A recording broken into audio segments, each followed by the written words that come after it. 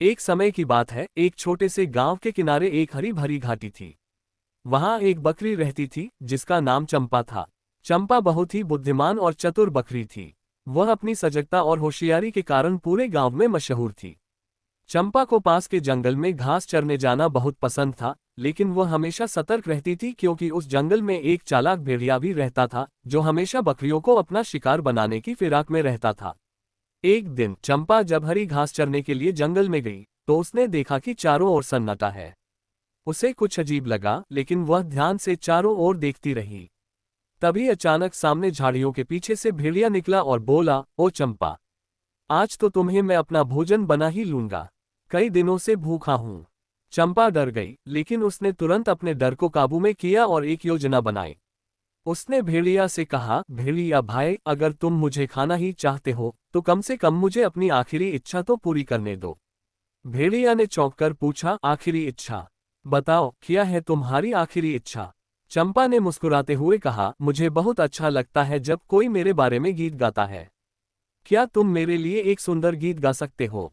भेड़िया, जो अपनी चतुराई पर गर्व करता था, सोचने लगा कि यह तो बहुत ही आसान है। उसने सोचा, इसमें मेरा क्या नुकसान? गाना गाकर तो मेरा ही मजा होगा और फिर मैं इसे खा लूंगा। उसने सहमति में सिर हिलाया और गाने लगा। जैसे ही भेड़िया ने गाना शुरू किया, उसका तेज और कर्कश स्वर पूरे जंगल में गूंजने लगा।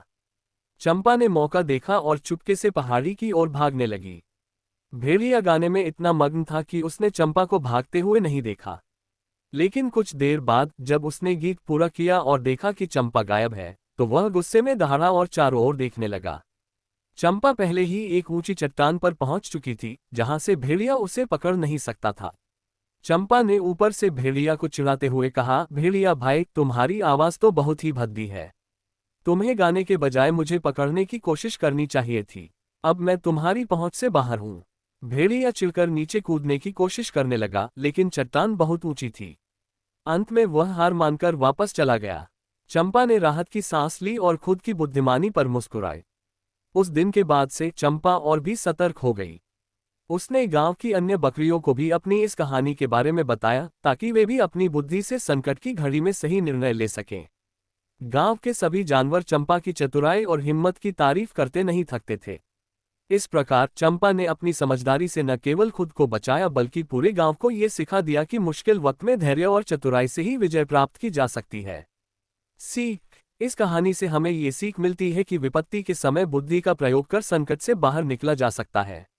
डरना नहीं चाहिए, बल्कि स्थिति का सामना समझदारी से करना चाहिए।